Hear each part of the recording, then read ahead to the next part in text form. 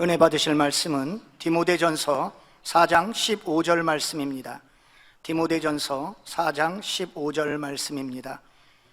이 모든 일에 전심전력하여 너의 진보를 모든 사람에게 나타나게 하라. 아멘.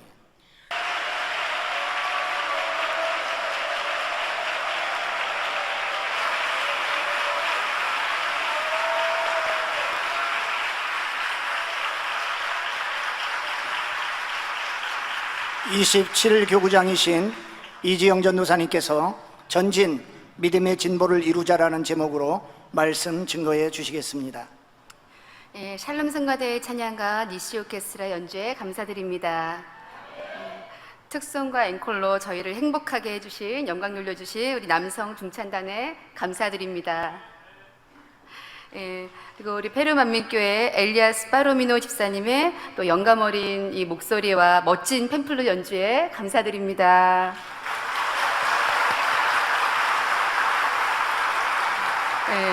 잘하시는데 그냥 잘하시는 게 아니고 진짜 잘하시는 분이신 것 같습니다. 이렇게 멋진 성가대와 또 오케스트라와 반주팀과 특송과 연주를 이렇게 들을 수 있는 우리는 참으로 복된 사람들입니다. 이렇게 아버지께 영광 돌려드립니다. 행복하게 찬양을 또 연주를 듣다 보니까 시간이 많이 갔습니다. 그래서 제가 오늘도 제가 준비한 분량을 하기 위해서는 빠른 속도로 말을 해야 돼서 통역자분들과 우리 성도님들께 좀 죄송합니다만 집중해서 들어주시면 되겠지요. 사랑하는 성도님들, 벌써 2019년 후반기가 지나가고 있습니다. 수련회를 기점으로 이제 남은 후반기 더 뜨겁게 달려갈 준비가 되셨습니까? 시간이 진짜 빨리 가는 것 같습니다. 이번 수련회에도 많은 치료의 간증들이 있었지만 그걸 보면서 제가 1년 전에 제 다리를 치료받았지 않습니까? 인대 파열이 되었다가 3일 만에 이 교육 장소에서 말씀을 듣는 중에 치료를 받아 3일 만에 이렇게 치료를 받아 영광을 돌렸는데요. 벌써 1년이 지났더라고요. 아침에도 대예배들을 통해서도 영광을 돌렸지만 다시 한번 이 수련회를 통하여 우리를 사랑하신다고 말씀해 주신 우리 아버지 앞에 모든 감사와 영광을 올려드립니다. 아버지 감사합니다. 주님 감사합니다. 남은 후반기를 어떻게 잘 달려갈까 생각하던 중에 몇 해 전 당회자님께서 우리 일꾼들에게 질문하셨던 질문 하나가 떠올랐습니다. 기도처에서 내려오신 당회자님께서 주일날 이성전에서 모임을 가지시면서 우리 성도님들한테 여러분 계획을 어떻게 세우고 사세요? 라고 물어보셨습니다. 그런데 의외로 많은 분들이 계획을 세우지 않고 사시는 거죠. 계획을 세운다고 손드신 분이 거의 없었습니다. 그러자 당회자님께서 놀라시며 계획을 안 세우고 사세요? 하시면서 놀라시는 거예요.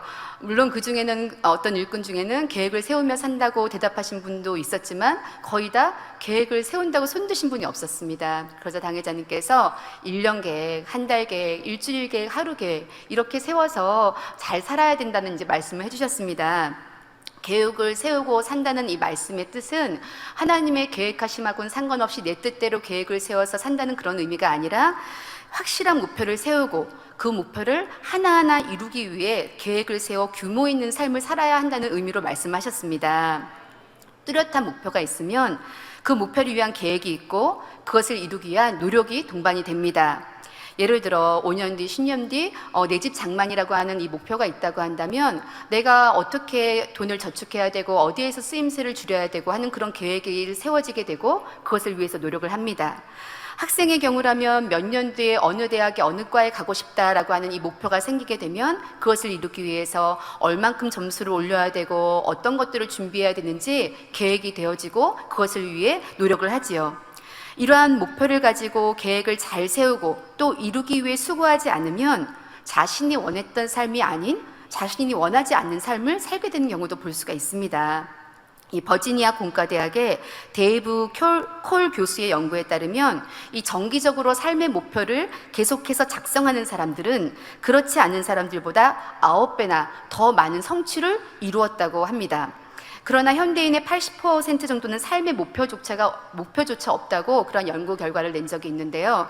이렇게 우리가 우리의 삶의 목표를 다시 한번 생각해보고 떠올려보고 마음에 새기면서 이루어간다면 다른 사람들보다 더 많은 성취를 이룰 수가 있습니다. 그러면 우리 성도님들도 인생의 목표를 자주 떠올려 보시지요. 그것을 성취하기 위해서는 어떤 노력을 하고 계십니까? 이 땅의 삶 가운데서도 이루어야 하는 이루고 싶은 목표를 가지고 그것을 위해서 수고하며 노력하는 것은 정말 중요한 일입니다. 단 한 번뿐의 삶이기 때문입니다. 그런데 이 땅에서의 이 삶의 목표를 가지고 수고하는 이것도 너무나 중요하지만 그보다 더 중요한 것은 잠깐이면 끝나는 이 땅의 유한한 삶이 아닌 영원히 살아갈 천국에서의 삶을 위한 목표, 이것이 가장 중요합니다. 어떤 이들은 이 믿음의 목표를, 신앙의 목표를 잘 세우지 못해서 믿음에서 파산하는 경우들도 볼 수가 있습니다. 우리 성도님들은 어떤 신앙의 목표를 가지고 계십니까? 물어본다면 당연히 새 예루살렘에서 우리 아버지와 주님과 또 사랑하는 이들과 목자와 함께 살아가는 것이 이 삶의 영원한 천국의 목표입니다라고 거의 대부분 말씀하실 것입니다. 그러나 이것이 진정 마음 중심에서 나오는 목표라고 한다면 하루하루 어떻게 살아야겠다라고 하는 계획이 있게 되어지고 그것을 이루기 위한 노력을 할 것입니다. 영의 마음, 온영의 마음을 이루기 위해서는 내가 어떤 죄를 버리고 어떻게 주님의 모습을 닮아갈까 계획을 세우고 그것을 이루기 위해 하루하루 최선을 다하는 삶을 살게 되지요. 오늘 본문 말씀대로 전심전력하여, 즉 마음을 다하고 힘을 다하여 자신의 믿음을 성장시키는 삶을 살아갈 것입니다. 그런데 내 목표는 새 예루살렘이에요, 내 소원은 새 예루살렘이에요 라고 하면서도 제자리 걸음하듯 오늘도 그 자리, 내일도 그 자리쯤 있다고 한다면 안 되겠습니다. 우리는 목표점을 향해 전진해야 합니다. 믿음의 전진, 믿음의 진보를 이루어야 합니다. 오늘 말씀은 당회자님께서 2016년 학생 빗소금 청년 가난 헌신예배 말씀으로 증거하신 날마다 새롭게라는 말씀의 본문으로 말씀을 본론으로 하여 전하고자 합니다.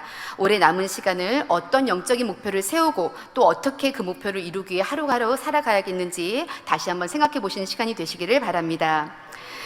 당회자님 설교에는 날마다 새롭게 되기 위해서 점검해야 할 분야 두 가지로 말씀하셨는데요. 저는 이 두 가지 대지를 날마다 신앙의 진보를 이루기 위해 우리가 점검해야 할 분야 두 가지로 접목시켜 말씀드리겠습니다. 본론입니다. 우리가 매일매일의 믿음의 진보를 이루기 위해서 점검해야 할 분야, 첫째는 내 안에 말씀이 있는지 점검해야 합니다.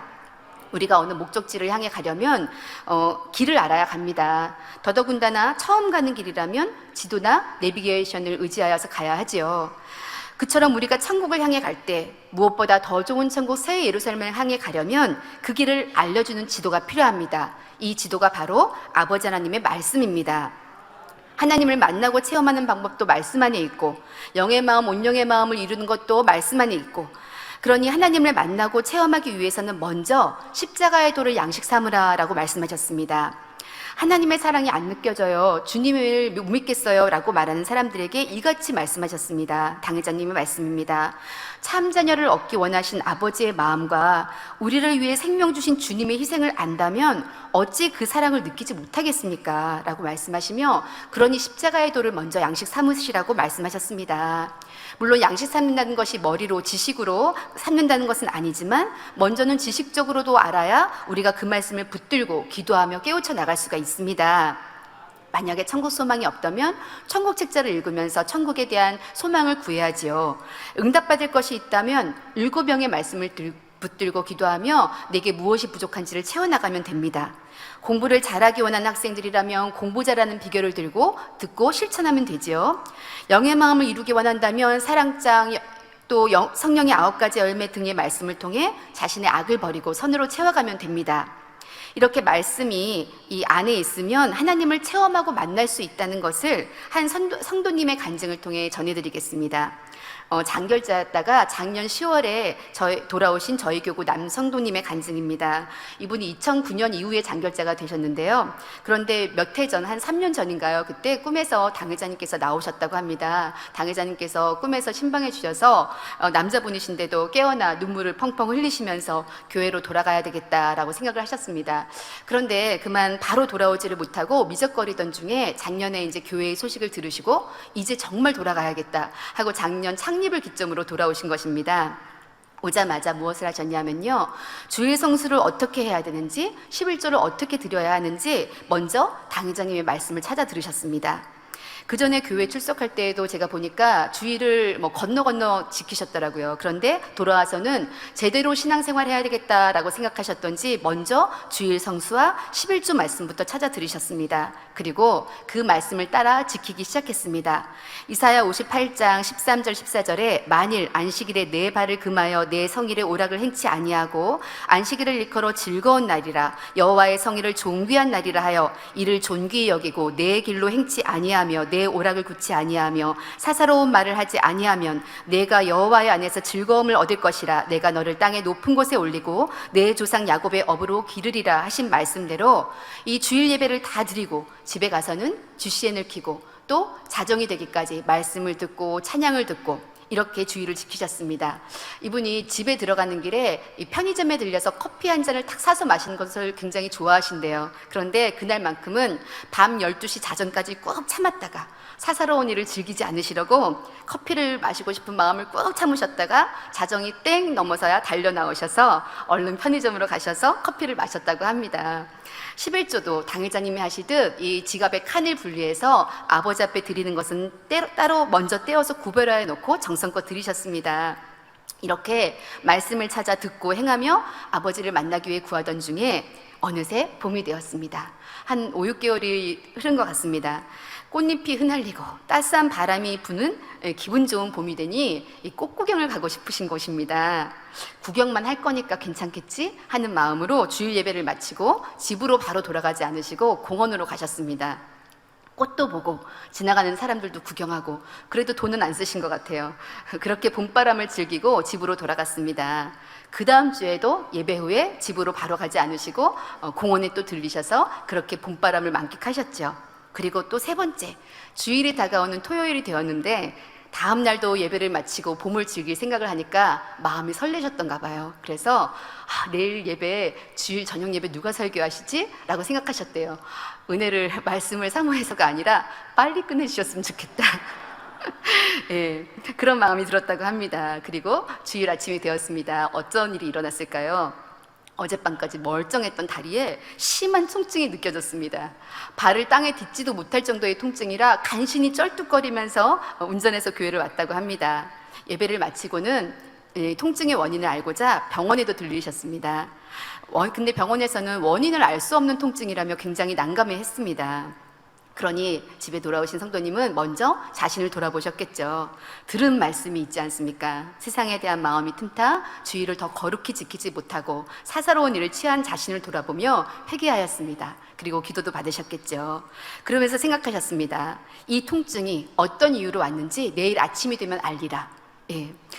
그리고 아버지의 사랑의 터치라면 회개하여 돌이켰으니 아침에 뭔가 조짐이 있겠죠. 그리고 아침이 되었습니다. 그러니 아침이 되니 무슨 일이 있었냐는 듯 아팠던 발의 통증은 씻은 듯이 사라져 있었습니다. 이렇게 말씀을 양식 삼으니 모든 일에 간섭하시고 또한 함께 하신 아버지의 사랑을 체험할 수 있었던 것입니다. 이렇게 하나님을 만나고 체험하는 방법, 영의 마음을 이루고 또 영광 돌리는 모든 방법이 아버지의 말씀 안에 있습니다. 말씀을 마음에 담으면 내 마음대로가 아니라 그 말씀을 따라 살고자 합니다. 그럴 때 새롭게 변화되는 것이고 믿음이 성장하는 것이지요. 이렇게 새 신자라도 초신자라도 말씀 안에서 변화되어 가는데 우리 성도님들 중에 오랜 세월 신앙생활했지만 그리고 말씀도 많이 외우고 많이 알지만 그런데도 그 안에 말씀이 없는 경우가 더러 있습니다 라고 말씀하셨습니다. 말씀을 마음에 새기지 않는 경우입니다. 여러 번 들어서 아는 말씀이야 라고 하기 때문에 그 시간 깨우쳐 주시는 아버지의 은혜를 깨우침을 받지 못하기도 하고 어떤 경우는 저 설교는 내 스타일이 아니야 라고 생각하니 귀를 닫아버려 아버지께서 말씀하시고자 해도 들어가지가 않습니다. 똑같은 말씀을 드리니 재미없네 하며 예배 중에 잡념과 졸음으로 빠지기도 합니다. 그러니 이 요한복음 4장 24절의 말씀처럼 하나님은 영이시니 예배하는 자가 신령과 진정으로 예배할지니라 하는 말씀부터 지키지 못하는 것이죠. 아버지의 말씀을 안다 해도 내 안에 말씀이 없는 경우입니다. 그래서 날마다 변화되어 믿음의 진보를 이루기 위해서는 둘째, 하나님의 말씀을 나에게 얼마나 적용하고 있는지를 점검해야 합니다. 이미 말씀드렸듯이 나는 안다 하지만 정작 마음에 무장되지 않는 분들이 많은 것은 말씀의 지식이 없기 때문이 아니라 그 말씀을 자신에게 적용하지 않기 때문입니다. 그러니 말씀을 자신에게 어떻게 잘 적용해야 될지 다시 세 가지로 점검해 보겠습니다. 첫째, 열심히 공부하며 외우기는 하는데 나와는 상관없는 것처럼 여기지 않으십니까? 이 화평에 대한 예를 들어보겠습니다. 얼마 전 이 수요 예배를 통해서 하늘로부터 온 지혜, 위로부터 난 지혜의 말씀 중에 화평에 대해 말씀해 주셨습니다. 하나님의 일에서는 화평이 아주 중요하다 하시면서 아무리 하나님 일을 열심히 한다 해도 그 과정에서 화평이 깨지면 아버지를 기쁘시게 할 수 없습니다 라고 말씀하셨습니다. 그러면서 비유를 들어주셨습니다. 왜냐하면 자녀들이 부모를 사랑해서 아무리 좋은 것, 값진 것으로 부모님을 섬긴다 해도 자녀들끼리 서로 미워하고 다툰다면 아무리 좋은 것으로 섬긴 바마도 부모의 마음은 상할 뿐이다, 걱정할 뿐이다 라고 비유해 주셨습니다. 그러니 하나님을 기쁘시게 하려면 일을 잘하는 것보다 화평을 이루는 것이 더욱 중요합니다 라고 말씀해 주셨는데요, 이 말씀을 아마 우리 성도님들 중에 듣지 못하신 분은 거의 없을 것 같습니다. 새신자, 초신자 빼고는요. 저도 이 부모님의 비유가 굉장히 인상적이어서 늘 기억에 남아 있습니다. 그런데 정작 일을 할 때는 이 말씀을 자신에게 적용하지 못하는 경우가 덜어 있습니다. 많이 있습니다. 들은 말씀을 상대에게만 적용하고 자신에겐 적용하지 않으니 상대의 문제점만 보이고 자신의 고집이나 틀로 인해서 부딪히는 것은 깨닫지 못합니다. 우리 성도님들은 사람과의 관계에서 문제가 있을 때, 또 하나님의 일을 하는 과정에서 화평치 못한 경우가 생길 때 어떻게 하십니까? 나에게 무슨 문제가 있나? 라고 먼저 생각해 보십니까? 아니면 저 사람이 이런 문제가 있네, 이 상황이 이러이러한 어려움이 있네 라고 상황과 남의 탓을 하십니까? 저도 얼마 전에 이러한 제 모습을 깨우치는 시간이 있었습니다. 무언가 결정해야 되고 조절해야 하는 일들이 더 많아지다 보니까 내 생각, 내 의견이 더 발현되는 일들이 많아진 거예요. 어떤 일을 결정하면서 각 사람의 형편을 살피고 또 여러 가지 상황을 고려해서 A와 같이 결정하는 것이 좋겠다라고 생각을 했습니다. 그것이 교회와 또 타인의 유익을 구하는 길이고 또 선한 것을 택하는 것이니 이것이 하나님 일을 이루는 좋은 방법이라고 생각했습니다. 그런데 제가 결정한 방향과 다르게 일이 진행되는 일들이 생기게 되어지죠. 그러자 제 마음이 불편해지기 시작했습니다.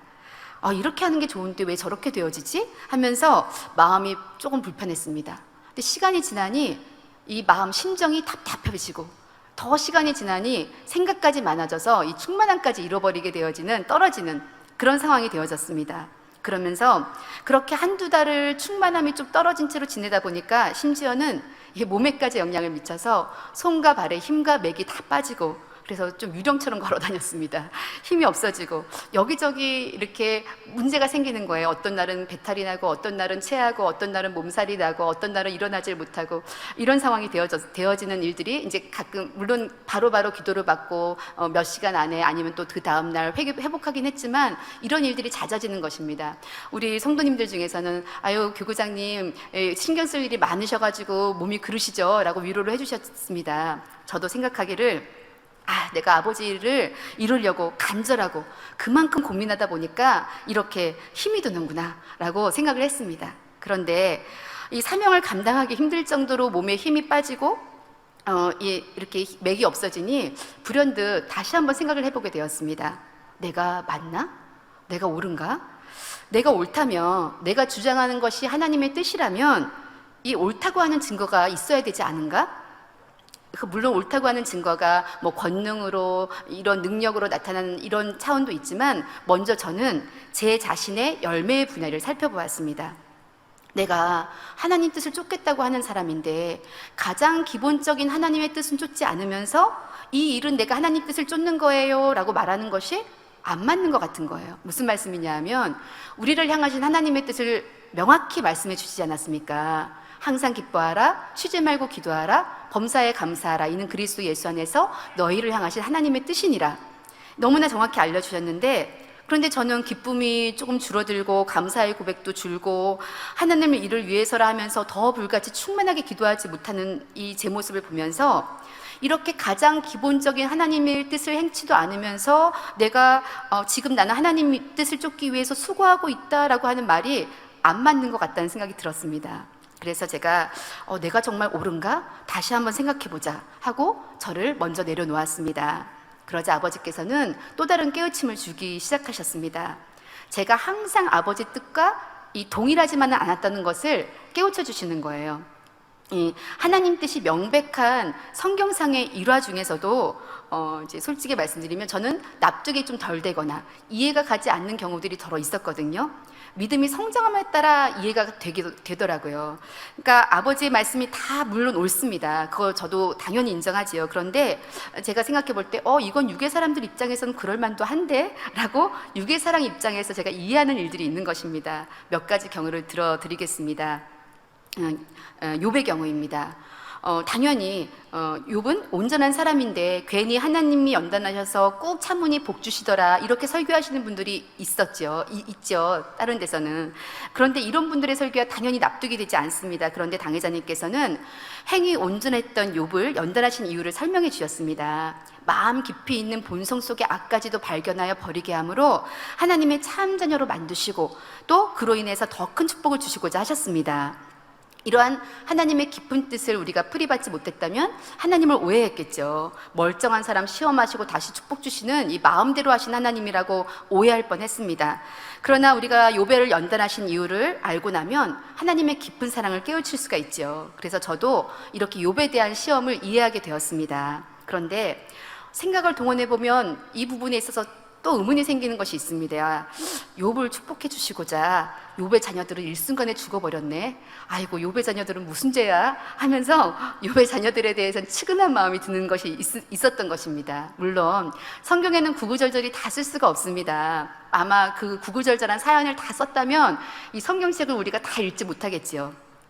하나님의 온전하신 공의 안에서는 그럴 만한 이유가 있었을 것입니다. 자녀들이 잔치를 하고 나면 아버지인 욥이 자녀들을 대신해서 제사를 드릴 정도였으니 이 믿음 안에서는 자녀들이 믿음직스럽지 못한 것이죠.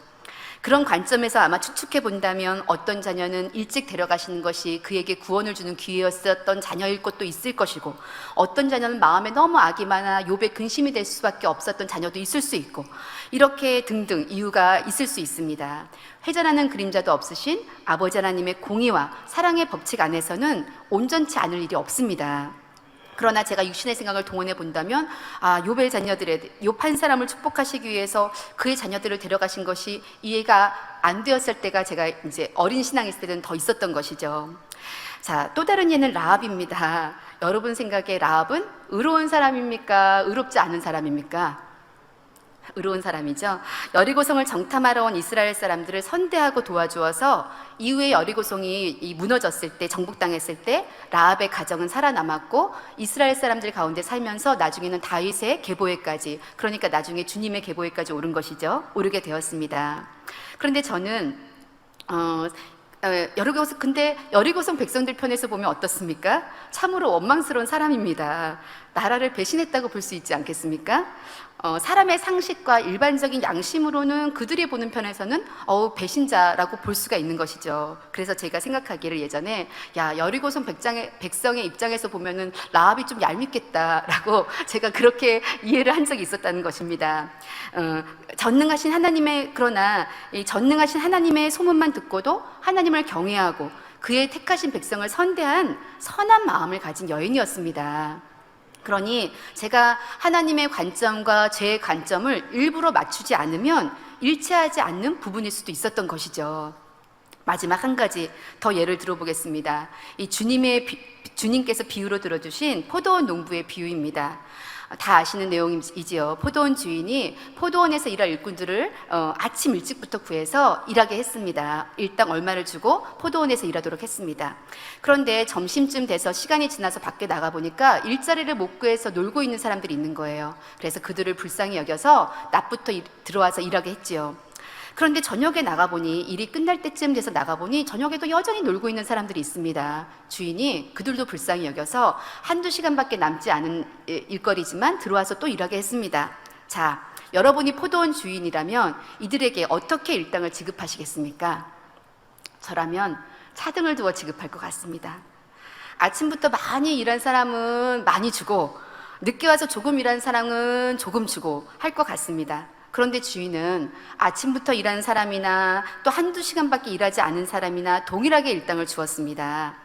아침부터 일한 사람이 이에 대해서 주인에게 따지자 주인이 그렇게 하는 것이 내 뜻이다. 너에게 처음 약속한 대로 너에겐 주지 않았느냐? 그러니 너는 만족하고 가라 하고 보내버리지요. 저는 이 사건이 좀 이해가 안 됐습니다. 나중에 온 사람은 좀 적게 줘야 되는 거 아닌가? 그게 공평한 거 아닌가? 물론 이 안에는 다른 영적인 뜻이 있습니다. 모든 구원에 있어서 모든 이들에게 동일하게 주시는 이 구원에 대한 또 영적인 의미가 있지만 이 스토리만 보면 그렇습니다. 그래서 저는 그렇게 생각했습니다. 그런데 제가 주의 종이 되고 나서 점점 깨우치게 된 것이죠. 우리 성도님들 중에서 또 성도님들의 자녀들 중에서 일자리가 없어서 일을 못하는 경우가 덜어 있을 때 저도 엄마처럼 엄마의 마음이 돼서 안타깝습니다. 누가 우리 그 성도님의 아들 좀 안 써주나? 이런 이제 안타까움을 가지게 되는데요. 그러다가 특별한 기술이 있는 것도 아닌데 어느 주인의 마음에, 어떤 사장님의 마음에 들어서 그냥 그렇게 일자리를 얻게 되어지는 경우가 되면 저도 엄마처럼 같이 무척 기쁘더라고요. 그러면서 제가 엄마의 마음, 목자의 마음이 되어보니 이 부분이 이해가 되기 시작한 것입니다. 공평하게 해야지라고 생각했던 마음은 사라지고, 야, 어려운 사람에게 그 배려해준 이 주인이 참 선한 사람이구나 라고 이 주인의 선함이 그제야 이해가 되는 것입니다. 그렇지만 아직도 때때로는 아침 일찍 온 일꾼의 입장이 되어보면 야, 그 사람 입장에선 좀 억울하겠네 하는 육의 마음이 이해가 될 때가 있습니다. 모두가 부모의 마음, 모두가 영의 사랑이 아니기 때문입니다. 그러니 우리 성도님들, 제가 지금 들어드린 세 가지 경우를 들으시며 육신의 생각을 동원하지 마시기 바랍니다. 그러나 나는 다 하나님의 이 관점과 같다라고 하시는 분도 있을 수 있고, 저처럼 제가 이제 육의 관점에서 또 아니면 어린 신앙의 관점에서 본다고 하면은 어느 정도 제가 생각했던 것들에 나도 그렇게 생각했었는데, 나도 그렇게 생각하는데 라고 수긍하시는 분도 있을 것입니다. 그러나 하나님의 관점과 다른 일반적인 생각에 훨씬 더 많은 수가 동의를 한다 할지라도 아버지 하나님이 하시는 일이 틀릴 수는 없습니다. 이사야서 55장 8절 말씀에 여호와의 말씀에 내 생각은 너희 생각과 다르며 내 길은 너희 길과 달라서 하늘이 땅보다 높음 같이 내 길은 너희 길보다 높으며 내 생각은 너희 생각보다 높으니라 하셨기 때문입니다. 이 사랑이라는 관점에서 보면 포도원 주인의 방법이 오히려 선한 것이었고, 욥의 자녀들은 나중에 천국 가서 보면 그럴 만한 이유가 분명히 있을 것입니다. 여리고성은 무너질 수밖에 없는 공의가 있었기 때문이고, 그 가운데 공의를 뛰어넘을 선과 사랑을 가진 라합이었을 것입니다. 그러니까 내 생각의 필터를 걷어내고 아버지의 마음의 필터를 껴서 봐야 합니다. 그러니 여러분께서 혹시 자기의 생각과 맞지 않는 일들을 보며 하나님은 옳지 않으시다, 또는 하나님의 사랑을 믿지 못하겠다라고 말하실 분이 있겠습니까? 우리가 이러한 다 이해할 수 없는 일들로 인해서 아버지의 사랑을 믿지 못할까 하여 아버지께서는 우리에 대한 당신의 사랑을 확증해 주셨지요. 로마서 5장 8절에 우리가 아직 죄인 되었을 때 그리스도께서 우리를 위하여 죽으심으로 하나님께서 우리에게 대한 자기의 사랑을 확증하셨느니라 하셨습니다. 그 아들까지 내어주신 사랑보다 더 믿을 만한 증거가 어디 있겠습니까? 사랑뿐 아니라 공의도 어기지 아니하시라고 그 아들을 비참한 죽음에까지 내어주셨으니 우리가 모든 사건의 하나하나를 다 이해하고 또 납득하지 못한다 해도 아버지의 사랑과 공의를, 하나님의 온전하심을 믿지 못하겠다 할 수는 없습니다. 이러한 경우를 제가 떠올려 보면서 내 생각이 맞아요, 내 의견이 더 옳아요 하는 어떤 일들 중에 내가 아버지의 뜻과 다를 수도 있고, 또는 아버지의 뜻과 설령 같다 해도 그것을 이루는 시기와 방법이 다를 수도 있다는 생각에 아버지 앞에 저를 낮추이며 내려놓을 수밖에 없었습니다. 그렇게 저를 내려놓자 온몸에 힘과 맥이 빠져서 이렇게 걸어다니기만 했던 제가 제 모습을 내려놓고 아버지의 시선을 갖고자 마음을 바꾸니 거짓말처럼 손과 발에 힘이 주어지고 이 사명을 감당할 충만함이 다시 돌아오더라고요. 그래서 내가 네. 예, 감사합니다. 내가 맞다 하는 뜻을 내려놓고 나니 오히려 내가 이렇게 되었으면 좋겠다라고 생각했던 일들이 오히려 하나둘 이루어지는 것을 보면서 이러한 경험을 할 수가 있었습니다. 누군들 다 자기 생각이 맞고 자기 의견이 옳지 않겠습니까? 내 생각이 틀릴 수 있어요. 내 의견은 별로예요. 라는 전제하에 생각하는 사람은 거의 없을 것입니다. 모두가 자기 생각이 맞고 자기 의견이 좋다고 생각하며 시작을 하지요. 저도 그러했고요. 그런데 이러한 제 모습을 깨우쳐 주시고 다시 힘을 주신 것입니다. 아버지의 은혜가 아니면 스스로 깨우칠 수는 없습니다. 그러나 이런 깨우침의 은혜를 받을 수 있었던 것은 제가 부족한 모습은 당연히 부족한 모습이죠. 부족한 모습은 있었지만 기본적으로는 내 뜻대로 이루려고 하는 것이 아니라 아버지의 뜻을 따르려는 마음이 더 컸기 때문에 저를 먼저 돌아보았고 궁구했고 기도했기 때문입니다. 그러니 이 말씀을 자기 자신에게 적용하라는 이 대지의 설명을 들으시면서 우리 성도님들도 말씀을 다른 사람에게 적용할 것이 아니라 자기 자신에게 적용하여 변화되시기를, 믿음의 성장을 이루시기를 부탁을 드립니다. 말씀을 얼마나 자신에게 잘 적용하고 있는지 점검하기 위해서 둘째, 은혜만 받고 흘려버리지 않는지 살펴봐야 합니다. 어떤 이들은 말씀을 들으며 눈물도 흘리고 다 자기 말씀이라 고백을 합니다. 그래서 이렇게 저렇게 해야 되겠다라고 하지만 그것으로 끝입니다. 며칠 지나면 무슨 은혜를 받았는지 기억도 가물가물합니다. 항상 은혜를 받을 자리를 찾아다니지만 그 은혜를 내 것으로 삼으려는 노력이 부족하니 마음의 변화나 신앙의 발전이 더디게 되지요. 변화되기까지 자신에게 적용하여 열심을 내지 않으면 열매로 맺혀지질 않습니다. 하다 말고 은혜 받다 잊어버리고 결과를 이루기까지 기다리지 않고 포기하니 열매를 이루지 못하는 것이죠. 그러니 히브리서 2장의 1절 말씀처럼 그러므로 모든 들은 것을 우리가 더욱 간절히 삼갈지니 혹 흘러 떠내려갈까 염려하노라 하신 대로 우리는 명심해야 합니다. 우리 성도님들의 주일 모습은 어떻습니까? 돌아가시는 길에 오늘 주일 말씀 너무 은혜로웠지? 라고 하고 돌아가신다면 참으로 감사한 일입니다. 그러나 거기에서 그치면 소용이 없지요. 그날 증거된 말씀을 붙잡고 한 주간 이루기 위해 생각하고 기도해 간다면 그렇게 노력할 때마다 조금씩이라도 변화가 됩니다. 그러니 명심하여 노력하지 않고 흘려버린다면 아무리 큰 깨우침을 받고 은혜를 받았다고 해도 별 소용이 없습니다. 제가 수년 전에 한 남성도님의 신방을 앞두고 어떤 말씀으로 신방을 할까 잠깐 만나야 되는 시간이라 대화만 주고받을 정도의 시간이라 어떤 말씀으로 대화를 할까라고 이제 생각하면서 기도를 하는데 진보라는 단어를 떠올려 주시더라고요. 이분의 신앙이 좀 정체되어 있는가 보다, 믿음의 성장을 이루라고 하는 것이 아버지의 뜻인가 보다 생각하면서 이 말씀을 전해야 되겠다라고 생각했는데 이 진보라는 말이 잘 쓰지는 않잖아요. 그래서 믿음의 성장을 이루세요라고 대화를 해야 되겠다 하고 만났습니다. 그래서 제가 진보라는 단어 대신에 멈추지 말고 신앙의 성장을 이루어야 합니다 라고 이제 대화를 했습니다. 그런데 이성도님이 밝게 웃으시면서 안 그래도 그 전날인가 그 며칠 전인가에 당회자님께서 꿈에 신방에 오셔서 믿음의 진보가 있어야 한다 하고 신방을 해주셨다고 하는 것입니다. 그래서 저도 그제야 다시 말씀을 드렸죠. 그렇지 않아도 우리 성도님 위해서 기도할 때 진보라는 단어를 떠올려 주셨다고. 그러니 이제 이것이 얼마나 꿈에서까지 동일하게 신방을 받았으니 꼭 신앙의 진보를 이루시라 말씀하였습니다. 교구장 처음 만남이기도 하고 꿈에서 또 당회자님께서 그 전날인가 전전날 또 진보라는 말씀으로 신방도 해주셨으니 너무나 확신한 아버지의 뜻인 것을 우리가 알 수 있지 않겠습니까? 그래서 밝은 얼굴로 아멘 대답하셨습니다. 그런데 그 이후에 보니 이 신앙의 성장, 믿음의 진보를 이루기 위한 그 이전과는 다른 노력이 많이 보이질 않는 거예요. 기도나 말씀 무장도, 충성도 더 행하지 못한 채로 시간은 지나갔습니다. 그리고 최근 교회에 여러 가지 이렇게 많은 일들을 겪으면서 잠시 교회를 떠나 있는 선택을 하게 된 것입니다. 조금 쉬고 돌아오겠습니다 라고 말씀하셨기에 당연히 돌아올 줄 믿습니다. 지금도 인터넷으로 예배를 드리시긴 할 텐데요. 그렇지만 이 진보라고 하는, 믿음의 진보를 이루라고 하는 아버지의 뜻을 명확히 알려주셨음에도 우리가 더 수고하지 못함으로 인해서 그 열매를 따지 못했던 것이 저는 다른 누구보다도 더 안타까운 마음이 되었습니다. 그러니 자신에게 향하신 아버지의 뜻을 우리가 마음에 깨우친다면 그것을 마음에 새기고 이루기 위해 하루하루 더 노력을 해야 할 것입니다. 우리는 때를 따라 예배나 신방을 통해 말씀의 은혜를 받기도 하고, 또는 꿈을 통해서도 이렇게 아버지 뜻을 확실히 알게 되기도 하고, 치료받아 영광을 돌리거나 또 아버지의 사랑의 증거와 응답을 받기도 합니다.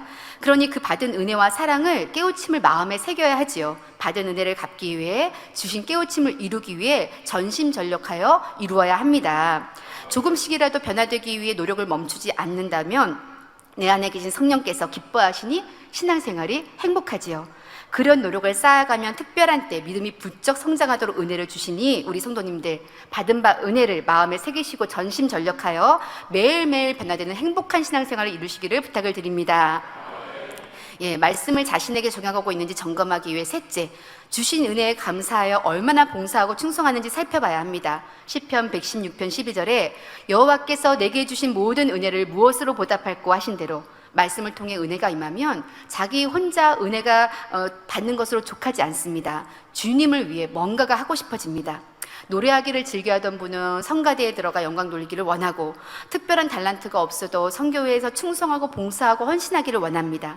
어떤 작은 사명이라도 주를 위해 감당하기를 사모하게 되지요. 초신자라도 은혜가 임하면 만민중한 소식지를 열심히 돌리며 전도하고 성전 곳곳을 청소하기도 합니다. 주교사로, 식당 봉사로, 예배 봉사로, 차량 봉사로 무엇이라도 할 일을 찾고, 일꾼이 아니어도 모이기에 힘쓰며 또 주변 사람들을 돌아보고 중보기도를 쌓지요. 누군가 알아주기를 바라는 것도 아니고 대가를 바라지도 않습니다.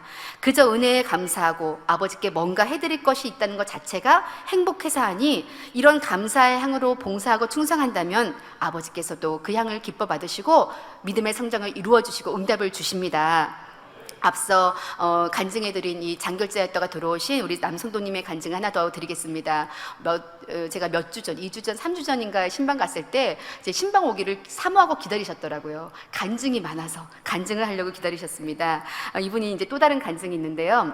이제 4월 때 부활절 행사가 즈음에 있었던 일입니다. 이분이 이 어지러움증이 많으시대요. 그래서 평소에 비닐봉지를 하나씩 갖고 다닐 정도로, 왜냐하면 너무 어지러우면 구토까지 나는 그럴 때가 있어서 건장한 남성분이신데도 이렇게 어지러움증 때문에 고통을 받으셔서 비닐봉지를 하나씩 갖고 다니신다고 합니다. 근데 이제 주일 날입니다. 그날도 어지러움 증상이 있어서 어지러운 채로 예배를 드렸습니다. 저녁 예배까지 드렸습니다. 어느 정도로 어지러웠냐면 이 카메라가 성가대를 쫙 비추면 같이 이렇게 돌아가는 거예요. 그래서 화면을 볼 수 없을 정도로 어지러움을 느끼고 있었습니다. 그런데 말씀이 다 끝나고 광고자가, 사회자께서 광고를 하시면서 다음 주 부활절 행사를 위한 이 예배를 끝나고 나서 장의자 이동 작업이 있으니 봉사해 주시기를 이제 부탁드리는 광고를 하셨죠. 옆에 앉아있던 이제 친구 집사님께서 야, 오늘 우리 봉사하고 가자라고 제안을 하셨습니다. 그런데 너무 어지러우니까 아멘을 못 하셨대요. 나 그러다가 쓰러질 것 같은데, 아멘을 못 하시고 가만히 있으셨다고 합니다. 근데 이제 예배 아마 주기도문으로 다 마치고 다시 한번 친구가 권유를 하신 거예요. 우리 봉사해서 하늘에 상급 쌓고 가자 하셨을 때 이제 마음을 바꾸셨죠. 그래, 내가 하나님 나라 위해 봉사하는데 쓰러지게 하겠어? 그래서 아멘 하면서 벌떡 일어나셨다고 합니다.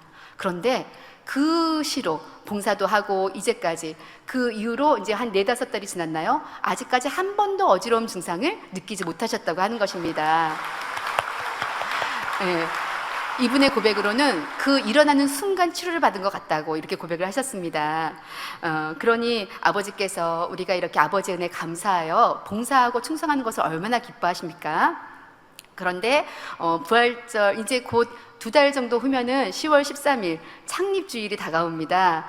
창립 행사를 또 멋지게 준비를 할 텐데, 우리 그날 또 많은 성도님들 이 장의자 이동 작업이나 이런 봉사 광고 때 많이 동참해 주시길 바랍니다. 장의자를 이렇게 철거하는 것도 그렇지만 무대를 설치했다가 무대를 이제 빨리 해체하고 다시 복구할 때 우리 그날 하루 종일 공연하는 우리 이렇게 어린 자매들까지도 남아서 무대 해체 작업을 돕는 것을 제가 봤거든요. 그래서 우리 창립 때 많은 봉사를 부탁을 드립니다. 이렇게 충성하는 과정에서 자신을 발견하여 변화될 기회도 더 많이 얻을 수 있습니다. 많은 영혼을 대하는 만큼, 또 많은 일들을 만나는 만큼 자신의 모난 부분을 발견할 수 있게 되고 부족한 부분을 깨우칠 수 있으니 주님을 더욱 닮아가기 위해 힘쓰며 아버지 마음도 더 깊이 깨닫게 됩니다. 물론 몸으로만 봉사하는 것이 아니라 은혜에 감사하는 마음의 향으로 충성할 때 그럴 수 있다는 것이죠. 이처럼 충성하고 봉사하는 가운데 날마다 더 새롭게 변화되시기를 바랍니다. 결론을 말씀드리겠습니다. 오늘 말씀은 날마다 새롭게라는 당회자님의 설교를 믿음의 진보, 신앙의 진보를 이루자는 말씀에 접목시켜 전하였습니다. 믿음의 진보를 이루기 위해 먼저 내 안에 말씀이 있는지 상고해보고 또 그 말씀을 자기 자신에게 적용하고 있는지 점검해야 합니다. 그러니 그 말씀을 어떻게 자신에게 적용하는지 점검하기 위해 말씀을 듣고 자신에게 적용하고 있는지, 또 받은 은혜를 흘려버리지 않고 명심하고 있는지, 또 말씀을 통해 은혜 받은 증거가 봉사와 충성으로 나타나는지 세 분야를 살펴보았습니다. 사랑하는 성도님들, 제가 얼마 전에 이 배너라는 뮤지컬을 볼 기회가 있었습니다. 이 철야가 없던 날 이제 배너라는 뮤지컬을 보게 되었는데요. 유명한 영화 배너, 또 그 소설로도 있는 그 배너를 각색하여 음악의 극으로 올린 것이지요. 유다 배너라는 이 스토리는 그렇습니다. 유다 배너라는 유대인이 이 친구에게 배신을 당해서 가문이 멸망당하자 복수를 하기 위해서 이 노예의 신분으로 전락하여 그 모진 세월들을 견딥니다. 그 고통을 견디어냅니다. 가족에 대한 원수를 갚고자 했던 목표대로 결국 성공해서 로마의 귀족이 되어서 친구의 성공을 다시 이제 이스라엘로 돌아와 친구의 성공을 무너뜨리고 비참해져 버린 친구의 이 모습을 맞닥뜨리게 됩니다. 그런데 목표했던 대로 원수를 갚았는데 오히려 더욱더 허무합니다. 내가 왜 그 모진 세월을 견뎠는가 하는 고통에 어찌할 바를 모릅니다. 게다가 엄마와 동생은 문둥병이 들려 비참한 삶을 살고 있었다는 것을 알게 됩니다. 그 당시 문둥병은 저주받은 병이라 일상생활을 같이 할 수가 없지요. 그동안 소망했던 소망이 끊어졌습니다. 더구나 예수라고 하는 분이 자신들의 왕이 되어줄 것을 생각하고 로마로부터의 자유를 위해서 싸워왔는데 그분마저 빌라도에게 잡혀 처형장으로 간다고 하는 것입니다. 주인공 배너는 절규를 합니다. 내가 왜 그 모진 세월을 견뎌왔는데 하면서 이제 남은 것이 아무것도 없다, 아무 소망도 없다며 쓰러져 절규하고 통곡하고 실성한 듯이 웃어댑니다. 모든 소망이 끊어졌습니다. 그런데 그때 예수님이 십자가에 돌아가심으로 그 은혜가 임해 문둥병이었던 엄마와 동생이 깨끗이 치료받아 배너에게로 다가옵니다. 믿을 수 없는 일이 일어난 것이죠. 그립던 가족을 품에 안고 감격의 눈물을 흘리면서 배너는 그때 예수님을 메시아로 받아들이게 됩니다. 그리고 새로운 소망, 믿음의 소망을 품고 동족 유대인들을 위해서 앞으로 나아갑니다. 그리고 막을 내렸습니다. 저는 이 장면을 보면서 주책맞게 눈물을 흘렸습니다. 이 모든 소망이 끊어진 것 같은 절망에 오열하는 배너의 마음이 이해가 돼서 한 번 울고, 또 모든 소망이 끊어져 죽은 자 같이 되었는데 기대치 않은 반전으로 그 소망이 결국 이루어지는 그 해피엔딩에 감동해서 또 한 번 울었습니다. 그리고 한 가지 깨우치는 것이 더한 깨우침이 있었습니다. 바로 배너의 삶의 목표였습니다. 배너는 배신한 친구에게 원수를 갚기 위해서 모진 세월을 견뎠고 그 목표대로 복수를 했으나 원수를 갚고 나니 오히려 모든 것이 허무해졌습니다. 복수나 이 땅의 성공이 진정한 삶의 목표가 될 수 없기 때문입니다. 우리들은, 여러분은 어떤 목표를 가지고 살아가십니까? 저는 교회의 이 축복의 연단을 거치면서 제 삶의 목표는 더욱더 견고해졌습니다. 내가 기대했던 바와 다른 일들이 생기고, 또 내가 바라보고 따라가기만 하면 됐던 당회자님을 오랜 시간 못 보게 되기도 하면서 제 스스로 내 삶에, 내 신앙을 책임질 수 있는 성숙한 신앙인이 되어야 되겠다는 자각을 하게 되었습니다. 그러면서 제 삶의 종착지를 궁금해 보았습니다. 어디를 향해 가야 할까? 무엇을 위해 노력해야 될까? 무엇을 목표로 전진해야 할까? 그리고 고민했습니다만 결국 답은 새 예루살렘이었습니다. 내가 기대했던 모습과 다르고 내가 의지했던 무언가가 변했다고 해서, 저도 이전에 신앙생활할 때는 제가 의지하고 상담하고 하는 그런 분들이 있었지요. 그러나 그런 분들이 지금 제 곁에 안 계신 분들도 있습니다. 그러니 내가 기대했던 모습과 다르고 의지했던 무언가가 변했다고 해서 진리는 변하지 않더라고요. 우리 원장님께서 늘 진리는 변하지 않는다고 말씀하셨는데, 저도 아무리 궁금해도 진리는 변하지 않더라고요. 세상이 변하고 사람의 마음은 변해도 변하지 않는 것이 있으니 그것은 진리입니다. 저는 아직 좀 부족하고, 때로는 뒤돌아보고 나면, 몇 년 뒤가 지나고 나면 어리석었던 제 모습을 볼 때도 있습니다. 그래서 모든 것을 다 잘 분별하려고 애를 쓰지만 내가 모든 걸 다 잘 분별할 수 없을 수도 있습니다. 그래서 제가 생각했습니다. 부족한 내가 분별하지 않아도 되는 확실한 진리는 무엇일까 하고 고민했습니다. 진리가 많이 있죠. 사랑하라, 용서하라, 충성하라, 섬기라, 악을 버리라. 아버지 말씀이 다 진리입니다. 그러나 제가 공부할 때 그 중에서도 가장 뚜렷이 떠오르는 삶의 진리가 이것이었습니다. 아버지가 나를 만드신 목적, 이 땅에서 고생해봐라 하고 나를 만드시고 선악과를 두신 것이 아니라 경작을 통해 하나님의 참 자녀로 만드셔서 그 사랑을 나누고자 하셨다는 것. 이 진리는 오늘 아침 예배 때는 주연철 목사님께서 하늘이 무너져도라는 표현을 쓰셨는데, 저도 하늘이 두 쪽이 나고 낮과 밤이 바뀌는 하늘이 있어도 변할 수 없는 진리입니다.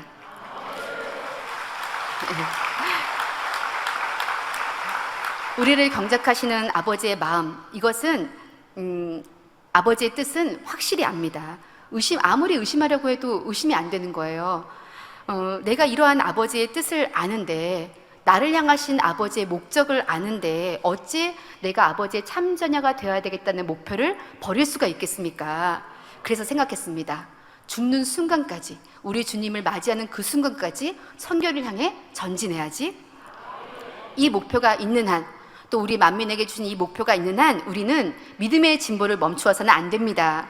우리를 향하신 아버지의 뜻을 안다면, 우리를 통해서 참자녀 만들어 영광받기 원하시고 만민을 통하여 많은 것들을 이루기 원하시는 우리를 향하신 아버지의 뜻을 안다면, 우리가 어디로 향해 가야 하는지 목표를 확실히 세우고 전신전력하여 믿음의 진보를 이루어가야 하겠습니다. 예, 오늘 특송에서도 가자 새 예루살렘 향해 가자, 성결의 옷을 입고 영원 위에 가자, 이렇게 외쳐주셨는데요. 저도 한번 외쳐보겠습니다. 전진, 더욱더 믿음의 진보를 이루시기를 기원드립니다. 네, 말씀 생각하시며 기도하시겠습니다. 사랑의 아버지 하나님, 감사드립니다. 오늘도 우리에게 나아갈 목표를 주셨음에, 진리를 향하여 나아가게 하심에, 선결을 향하여 나아가게 하심에, 또 우리를 통하여서 이루실 아버지의 뜻들을 향하여 기도하게 하심에 감사드립니다. 아버지의 말씀은 변함이 없으시고 아버지의 사랑은 온전하시게 까닭에, 때로는 우리의 생각과 내 생각과 때로는 다르다 할지라도 온전하신 아버지의 사랑과 그 뜻을 믿어드리며, 오늘도 멈추지 아니하고 우리 가운데 향하신 아버지의 뜻을 구구절절히 말씀해 주셨고, 선결의 말씀을 통해 알려주셨고, 깊은 교통하신 가운데 알려주신 아버지의 근본의 마음을 우리가 알게 까닭에 멈추지 아니하고 나아갈 수 있는, 변개치 아니하고 나아갈 수 있는 우리 성도님들이 되어짐으로, 삶의 가장 소중한 것, 새 예루살렘 향해 가는 이 모든 것들을 이루어갈 수 있는 귀하고 복된 우리 만민의 모든 성도님 될 수 있도록 축복하여 주옵소서. 감사드리며 우리 주 예수 그리스도 이름으로 기도합나이다. 아멘. 영상을 통하여 당회장님의 환자를 위한 기도를 받으실 때 아픈 곳이나 연약한 곳 위에 손을 얹고 기도 받으시고, 아프지 않은 분들은 가슴에 손을 얹고 마음의 소원을 위해 믿음으로 기도 받으시기 바랍니다. 할렐루야. 전능하신 사랑의 아버지 하나님, 이 시간 기도 받는 모든 성도님들 위해 안수하여 주옵소서. GCN과 인터넷과 화상을 통해 기도 받는 지교회와 지성전, 그리고 전 세계 하나님의 자녀들 위에도 시공간을 초월하여 역사하여 주시기를 원합니다. 믿어지는 믿음을 주시고 부정적인 생각과 의심의 세력을 물리쳐 주옵시며, 모든 시험 환난도 물리쳐 주옵소서. 머리부터 발끝까지 오장육부 뼈 마디마디 온몸의 신경 조직 세포 등 아픈 곳마다 성령의 불로 태우시고 근본의 빛으로 역사하여 주옵소서. 예수 그리스도의 이름으로 명하노니 원수마귀 사단, 모든 질병 균 연약함아 물러가라. 빛이 여임하라. 모든 불치 난치병도 성령의 불로 태워 깨끗하게 역사하여 주옵소서. 말라리아를 비롯한 모든 풍토병도 물리쳐 주옵소서. 감기, 기침, 열, 몸살, 독감 등 각종 유행성 질병도 다 물러가라. 어떠한 유행성 질병 균도 틈타지 않게 지켜 주옵소서. 위암, 폐암, 간암, 유방암, 자궁암, 대장암, 피부암 등 각종 암과 에이즈, 백혈병, 뇌졸중, 고혈압, 저혈압, 심장병, 폐병, 위장병, 당뇨, 부인병, 피부병, 갑상선 질환과 모든 염증도 깨끗게 하여 주옵소서. 소아마비, 중풍, 관절염, 디스크도 온전케 하여 주옵소서. 요통, 두통, 신경통을 비롯한 모든 통증은 사라질지어다. 간질, 자폐증, 우울증, 조울증, 노이로제 등 모든 정신질환도 물러가라. 모든 마비된 것도 풀어지고 일어나 걷고 뛸지어다. 눈도 잘 보이게 하옵시고 귀도 잘 들리게 하여 주옵소서. 소경은 눈을 뜨고 기머거리는 들으며 벙어리는 말할지어다. 각종 사고 후유증도 깨끗게 하시고 부러진 뼈도 붙여 주옵소서. 화상 입은 것도 온전케 하옵소서. 화기야 물러가라. 열도 물러가라. 아버지 흉터도 나지 않게 역사해 주시기를 원합니다. 마약을 비롯하여 각종 약물과 독극물 중독도 깨끗함을 입을지어다. 죽은 신경과 세포가 살아나며 죽은 자도 살아나게 하여 주옵소서. 잉태의 축복도 주시기를 원합니다. 잉태 축복을 받으라. 예수 그리스도의 이름으로 명하느니 원수마귀 사단아 하늘 공중 곳에 잡은 악의 영들아 물러가라. 그의 사자들도 물러갈지니라. 이 땅의 악한 영, 더러운 영, 거짓되고 간사한 영, 이간질하고 미혹하는 모든 어둠들은 물러가라. 모든 흉악의 결박을 풀고 어둠아 물러가라. 빛이여 임하라. 아버지 하나님, 부르짖어 기도할 수 있는 능력을 주시고 죄를 버리고 성결될 수 있는 능력을 주옵소서. 영혼이 잘됨같이 범사에 잘되게 하시고 가정의 복음화도 이루어 주시기를 원합니다. 한 주간도 모든 사고와 재앙으로부터 지켜주시고 불통이 없는 형통한 삶을 살 수 있도록 축복해 주옵소서. 성령의 불담으로 천군 천사와 주님의 불꽃 같은 눈동자로 모든 하나님의 자녀들과 가정, 일터, 사업터를 지켜주시기를 원합니다. 학생들에게 지와 명철을 더하시고 공부도 할 수 있는 뜨거운 마음과 열정도 더하여 주옵소서. 마음과 생각을 세상에 빼앗기지 않도록 지키시고 하나님을 뜨겁게 사랑하는 학생들로 축복하여 주옵소서. 하나님의 자녀들이 먹으나 마시나 입으나 무엇을 하든지 하나님 앞에 영광 돌리는 삶이 되게 축복하여 주시기를 원합니다. 나는 하나님을 만났노라, 체험했노라, 응답 받았노라, 축복 받았노라, 간증하는 입술이 되게 역사하여 주옵소서. 아버지 하나님 감사합니다. 홀로 영광 받으옵소서. 우리 주 예수 그리스도의 이름으로 기도하옵나이다. 아멘.